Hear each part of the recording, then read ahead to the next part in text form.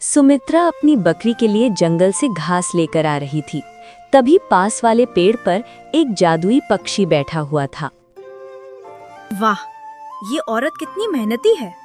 मैं पिछले कई सालों से देख रहा हूँ। ये हर सुबह आती है और अपनी बकरी के लिए ताजी घास काट कर ले जाती है। लेकिन एक बकरी भले कितना ही दूध देती होगी, इतने दूध से तो बस इनके घर की चाय ही बनती होगी। फिर ये बेचते क्या होंगे? मैं एक जादुई पक्षी हूँ, क्यों ना मैं गाय बनकर इनके घर चली जाऊं। फिर मेरे दूध को बेचकर ये आराम से अपनी जिंदगी जी पाएंगे। हाँ, ये ठीक रहेगा। वैसे भी ये औरत बहुत दयालु और अच्छी लग रही है। इतना कहकर पक्षी पेड़ से नीचे उतरा और एक सुनहरी रोशनी के साथ एक सुंदर सी गाय में बदल गया। वो सुमित्रा के पास आकर बोला, हे दयालु औरत, इस जंगल में मेरा कोई नहीं है और मैं अकेली रहती हूँ। क्या तुम मुझे अपने घर ले चलोगी? मैं इसके बदले तुम्हें ढेर सारा दूध दूंगी। गाय की बात सुनकर सुमित्रा हैरान हो गई। ये कैसे हो सकता है? मैं कहीं सपना तो नहीं देख रही हूँ। ये गाय तो बोल रही है। पहले तुम ये बताओ कि तुम बोल कैसे रही हो। मैंने पहली बार किसी गाय को इंसान की आवाज में बोलते हुए देखा है। दरअसल मैं एक जादुई गाय हूँ, इसलिए इंसानों की तरह बोल सकती हूँ और उनकी बातें समझ सकती हूँ। तुम मुझे अपने घर ले चलो, सुबह शाम हरी भरी घास खिला देना। बदले में मैं तुम्हें ढेर सारा दूध दूंगी। तुम उस दूध को बेचकर आराम से अपना गुजारा कर सकोगी। वैसे भी एक बकरी से तुम्हारा क्या ही हो जाएगा। गाय की बात सुनकर सुमित्रा बहुत खुश हुए। क्या जादुई गाय, तुम सच कह रही हो? अगर ऐसा हो जाए तो हमारी सारी परेशानियां खत्म हो जाएंगी। अच्छा, तुम मेरे साथ चलो।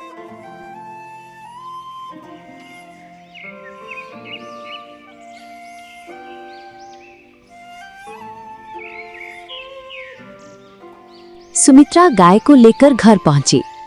अरे सुमित्रा, तुम तो बकरी के लिए घास लेने गई थी। ये किसकी गाय ले आई? मैं इसे कहीं से पकड़ कर नहीं लाई हूँ। ये मुझे जंगल में मिली है। हमें इसे थोड़ा चारा देना है और बदले में ये ढेर सारा दूध देगी। एक बकरी से हमारा गुजारा नहीं हो पा रहा था। अब इस गाय का दूध बेचकर हमारी हालत सुधर जाएगी। अगर ऐसा है तो ये बहुत अच्छा हुआ। हम आज से इसका अच्छे से ख्याल रखेंगे।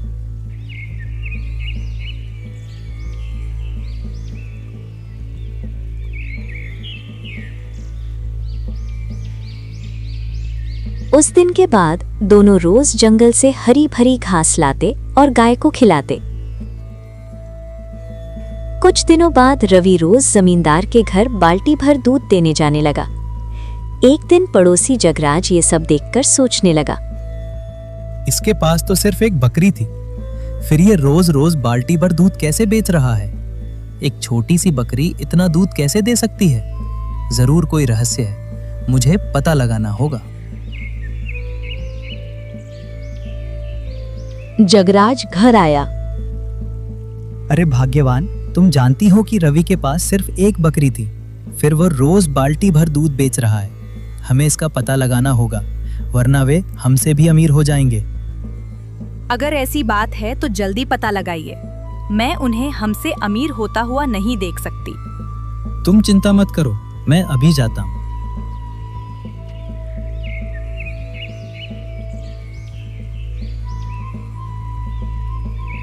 जगराज चोरी चोरी रवि के घर पहुंच गया। ओ मेरी प्यारी गाय, तुम्हें और घास चाहिए तो बताओ। नहीं रवि, आज तुमने बहुत सारा खिला दिया है। अब मैं और नहीं खा सकती। जगराज ये देखकर दंग रह गया। अरे, ये गाय तो बोल रही है। क्या गाय भी इंसानों की तरह बोल सकती है? रवि, आज तुमने मुझे बहुत सारा घास खिलाया है, इसलिए मैं तुम्हें बहुत सारा दूध दूंगी। जितनी बाल्टियां रखोगे, सुबह सब दूध से भरी मिलेंगी। नहीं, मुझे ज्यादा दूध नहीं चाहिए। जितना पहले देती थी उतना ही दो। ज्यादा लालच करना ठीक नहीं होता। क्या तुम खुश हो मुझे यहाँ लाकर? तुम्हें मेरे दूध से फायदा हो रहा है ना?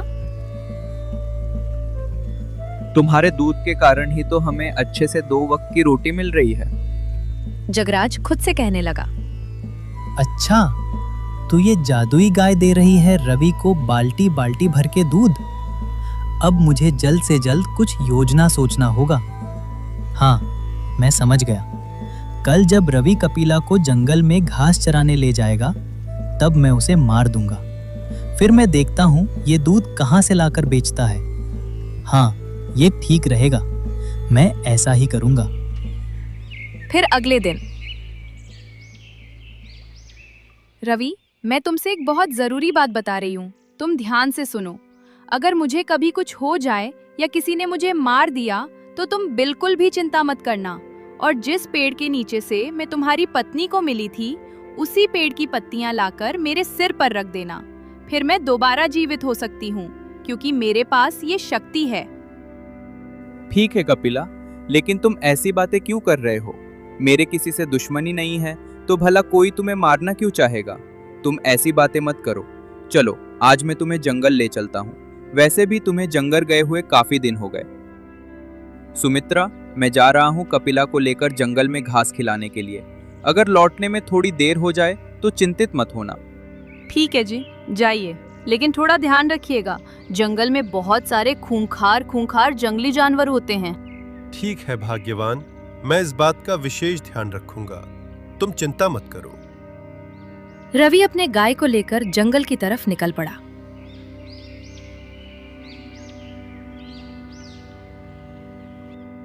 थोड़ी देर बाद रवि कपिला को लेकर जंगल पहुंचा।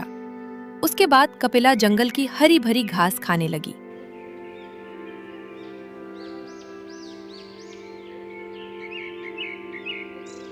आज काफी गर्मी है, मैं उस पेड़ के नीचे आराम कर लेता हूँ। हाँ, ये ठीक रहेगा। रवि पेड़ के नीचे जाकर बैठ गया।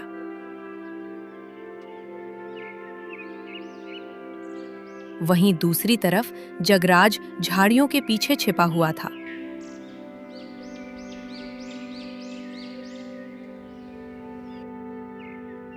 उस गाय को तो मारना ही पड़ेगा, क्योंकि वो गाय मेरे रास्ते का कांटा है। जगराज कपिला के पास जाता है। तभी अचानक रवि को कपिला के जोर जोर से चिल्लाने की आवाज सुनाई पड़ने लगी। कपिला की आवाज सुनकर रवि तुरंत नींद से उठ गया और कहने लगा, अरे अरे, क्या हुआ कपिला को? वो अचानक इतनी जोर जोर से क्यों चीखने लगी? लगता है कोई बात है, मुझे जाकर देखना चाहिए। रवि कपिला के पास आया और सामने के नजारे को देखकर बिल्कुल हैरान हो गया, क्योंकि कपिला अब मर चुकी थी। रवि ये देखकर बहुत दुखी हुआ और उसकी आंखों से आंसू निकलने लगे। हे भगवान, ये कैसे हो गया? आखिर मेरी कपिला कैसे मर गई? चलो, अब दुखी होकर क्या फायदा? जो होना था सो हो चुका। अब मुझे घर जाकर सब लोगों को यह बात बता देनी चाहिए। रवि आंखों में आंसू लिए घर आने लगा।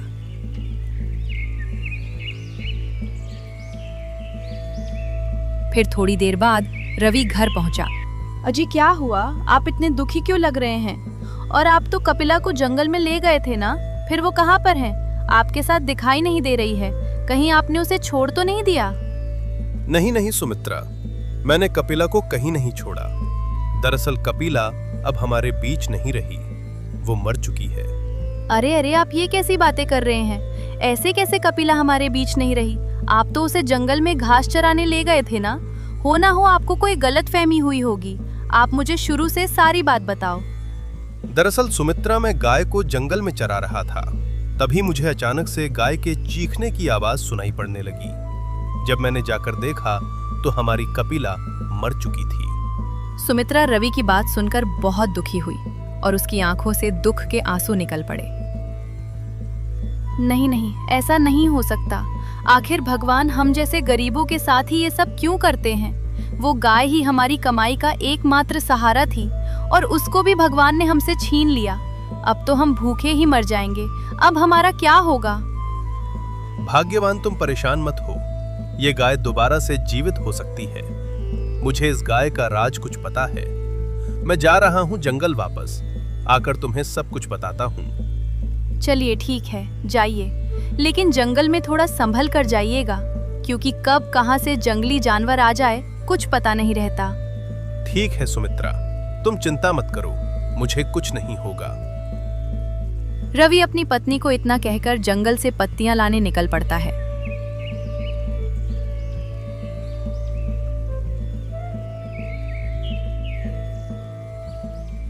थोड़ी दूर चलने के बाद रवि उस पेड़ के नीचे पहुंच जाता है, जिस पेड़ के नीचे उसकी पत्नी को वो जादुई गाय मिली थी। हाँ, ये वही पेड़ है। सुमित्रा को इसी के पेड़ के नीचे वो जादुई गाय मिली थी। अब मुझे जल्द से जल्द उस पेड़ की पत्तियां तोड़कर गाय के पास ले जाना होगा। रवि पेड़ से पत्तियां तोड़कर गाय के पास जाने लगता है। फिर थोड़ी देर बाद रवि गाय के पास पहुंच जाता है और पत्तियां उसके सिर पर रख देता है।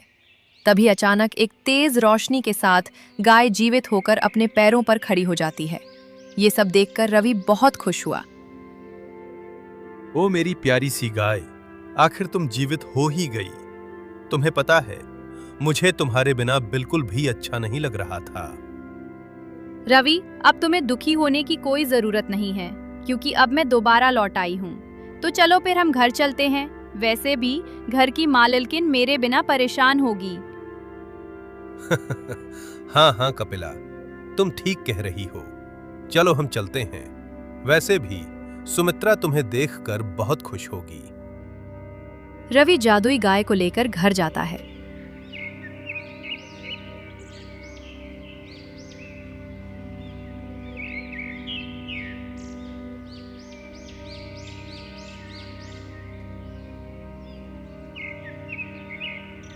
रवि ने अपनी पत्नी को सब कुछ बताया। रवि की बात सुनकर सुमित्रा बहुत खुश हुई। ओहो मेरी प्यारी गाय, मैं तुम्हारे बिना परेशान हो गई थी। जब से तुम्हारे साथ ऐसा हुआ था, तब से हम सब ने ठीक से खाना भी नहीं खाया। कोई बात नहीं मालकिन, अब आप बिल्कुल भी चिंता मत कीजिए। मैं आ चुकी हूँ। अब मैं पहले की तरह ठीक हो जाऊंगी और आज के बाद तुम सब मुझे प्यार से घबले कहकर बुलाना। अजी, घर में खाने को कुछ नहीं है और हमारे पास पैसे भी नहीं हैं। अब हम क्या करें? सुमित्रा की बात सुनकर गाय ही बोल पड़ी। रवि, तुम पैसों की चिंता मत करो, बस तुम अंदर से बाल्टी लेकर आओ, फिर मैं अभी तुम सबको ढेर सारा दूध दूंगी, ठीक है? कोई बात नहीं धबली, तुम्हें ज्यादा दूध देने की जरूरत नहीं है। तुम पहले जितना दूध देती थी, उतना ही दूध आज भी दो। हमारे लिए वही बहुत ज्यादा है। रवि अंदर से बाल्टी लेके चला जाता है।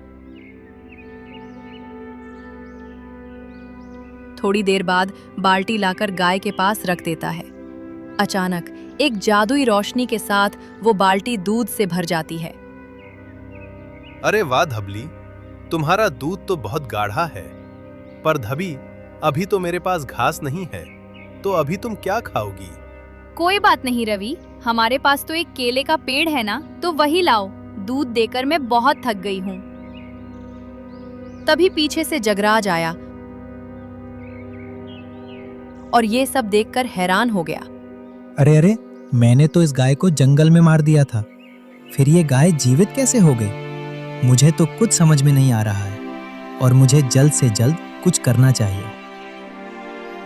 भाग्यवान, मैं जमींदार बाबू के घर जा रहा हूँ दूध देने। शाम तक लौट कर आऊंगा। अगर लौटने में थोड़ी देर हो जाए तो तुम चिंता मत करना। ठीक है जी, जाइए, लेकिन रात होने से पहले लौट आइएगा और घर आते समय थोड़े से चावल लेते आइएगा।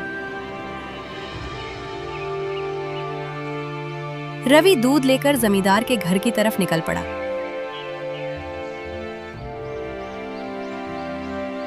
फिर थोड़ी देर बाद रवि जंगल के बीचों बीच पहुंचा। उसने देखा कि एक बूढ़ी औरत अपनी कुटिया के सामने खाट पर बैठकर रो रही थी। वो बेचारी बूढ़ी माँ तो काफी दुखी लग रही है। मुझे उनके पास जाकर उनकी सहायता करनी चाहिए। इतना कहकर रवि बूढ़ी माँ के पास गया। क्या हुआ बूढ़ी माँ, आप रो क्यों रही हैं? कोई परेशानी हो तो आप मुझे बताइए। हो सकता है मैं आपकी कुछ सहायता कर पाऊं। बेटा, मैं पिछले 2 दिनों से कुछ नहीं खाई हूँ और मुझे बहुत जोरों से भूख लगी है। अगर तुम मुझे कुछ खाने के लिए दे देते तो अच्छा होता। रवि बूढ़ी माँ की बात सुनकर बहुत दुखी हुआ। जरा देखो तो, ये बूढ़ी माँ थोड़े से खाने के लिए कितना परेशान है। सबके पास अपने अपने दुख हैं। इस दुनिया में कोई भी पूरी तरह से सुखी नहीं है। क्या हुआ बेटा, तुम क्या सोचने लगे? कुछ नहीं बूढ़ी माँ, मैं समझ सकता हूँ। बूढ़े होने पर बहुत ज्यादा भूख प्यास लगती है। वैसे बूढ़ी माँ, आपके बहू और बेटी कहाँ पर हैं? बेटा, मेरे 3 बहू और बेटे हैं, लेकिन वो सारे मुझे बुढ़ापे में छोड़कर बाहर कमाने चले गए हैं और कभी हालचाल भी पूछने नहीं आते। बूढ़ी माँ की बात सुनकर रवि को बहुत बुरा लगा। चलिए ठीक है, कोई बात नहीं बूढ़ी माँ। मेरे पास दूध है तो मैं आपको थोड़े से दूध दे देता हूँ। आप उस दूध को पी लेना। ठीक है बेटा, तुम मुझे थोड़े से दूध दे दो। कम से कम मैं उस दूध को पीकर कुछ दिन तो जीवित रहूंगी। फिर आगे जो भगवान की मर्जी होगी सो तो होकर रहेगा। रवि बूढ़ी माँ को दूध दे देता है और बाकी बचे हुए दूध को लेकर जमींदार के घर की तरफ निकल पड़ता है। थोड़ी देर चलने के बाद रवि जमींदार के घर पहुंच जाता है। उसके बाद रवि बोला, जमींदार बाबू, अरे ओ जमींदार बाबू, जरा बाहर तो निकलिए। ये देखिए, मैं आपके लिए बिल्कुल शुद्ध और ताजे दूध लाया हूँ। अरे रवि, तुम बहुत दिनों के बाद दूध लेकर आए हो। अभी तक तुम कहाँ थे? कोई परेशानी थी क्या? नहीं नहीं जमींदार जी, कोई परेशानी नहीं है। दरअसल कुछ दिनों से मेरी गाय बीमार थी, बस इसीलिए मैं आपके घर दूध नहीं ला पा रहा था। लेकिन अब सब ठीक हो चुका है। आज से हर रोज मैं आपके घर दूध लाया करूंगा। रवि जमींदार को सच बताना नहीं चाहता था, इसीलिए इधर उधर की बातें करने लगा। उसके बाद रवि दूध देकर घर की तरफ आने लगा। थोड़ी देर बाद रवि घर पहुंचा। ऐसे ही दिन गुजरते गए। अब रवि के पास किसी भी चीज की कमी नहीं है और वह गरीब मजबूर लोगों की कई तरह से मदद करता है। फिर अगली सुबह, नहीं नहीं, ऐसा नहीं हो सकता। दूध बेचकर तो रवि ने काफी धन इकट्ठा कर लिया है, वो भी बस एक गाय से। अगर ऐसा चलता रहा तो वो अमीर हो जाएगा और वो सबकी मदद भी कर रहा है। सबकी जुबान पर सिर्फ रवि का नाम है। देखना, वो गाय भी मैं जल्द ही मार डालूंगा। जगराज फिर से लालच में आ गया। गांव में ये बात बिल्कुल आग की तरह फैल जाती है कि रवि के पास एक जादुई गाय है। फिर जमींदार बाबू को भी घबली के बारे में पता चला। उसके बाद जमींदार भी गाय के लालच में आकर रवि के घर पहुंचा। रवि, मैंने सुना है तुम्हारी गाय का दूध बहुत अच्छा है। क्या मैं तुम्हारी गाय देख सकता हूँ? रवि स्वभाव का बड़ा ही भोला था, इसीलिए रवि ने जमींदार से कहा, हाँ हाँ जरूर, क्यों नहीं जमींदार बाबू। ये है मेरी वो जादुई गाय जो मुझे हर रोज बाल्टी भर के दूध देती है। अच्छा रवि, मुझे लेकिन यकीन नहीं हो रहा है। क्या तुम अभी मेरे सामने इस गाय से दूध मांग सकते हो? हाँ हाँ जमींदार जी, क्यों नहीं। आप थोड़ा रुकिए, मैं अभी इस गाय से दूध मांगकर आपको दिखाता हूँ। रवि तुरंत घर से एक बाल्टी लेकर गाय के पास में रख देता है। हे जादुई गाय, मुझे जमींदार जी को तुम्हारी जादुई शक्तियां दिखाना है, तो इसलिए तुम मुझे बाल्टी भर दूध दो। रवि के इतना कहते ही एक तेज सुनहरी रोशनी के साथ बाल्टी दूध से भर जाती है। जमींदार ये सब देखकर और भी लालच में आ गया। रवि, तू मुझे ये गाय दे दे, मैं तुझे इसके बदले बहुत सारा धन दूंगा, क्योंकि ये गाय मुझे बहुत खूबसूरत लग रही है। नहीं जमींदार बाबू, आप ये गाय नहीं ले सकते, क्योंकि आप इसका गलत इस्तेमाल करेंगे। ये गाय सिर्फ ईमानदार लोगों के लिए ही है। मैं इसको ले जाऊंगा, देखता हूँ मुझे कौन रोकता है। जमींदार ने जैसे ही गाय को ले जाने के लिए उसकी रस्सी खोली, वैसे ही जमींदार के हाथ बहुत तेजी से जलने लगे। रवि ये सब देखकर हैरान हो गया।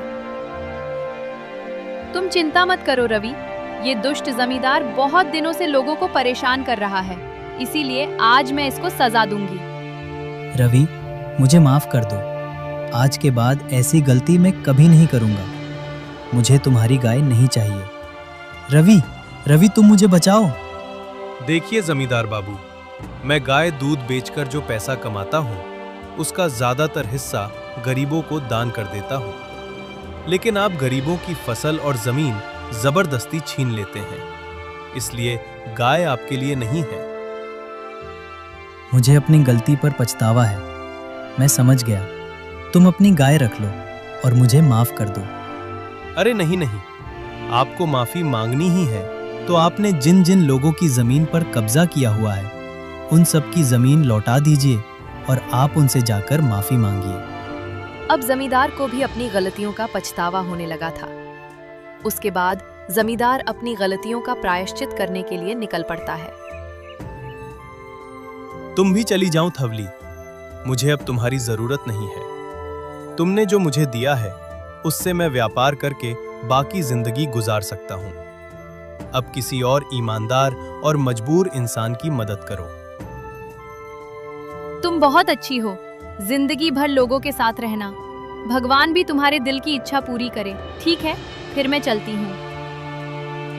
इतना कहकर घबली वहां से चली जाती है। वहीं दूसरी तरफ जमींदार सारे लोगों का धन और खेत वापस कर देता है। फिर जरूरतमंद लोगों की मदद भी करने लगता है। उस दिन से सब हंसी खुशी रहने लगे।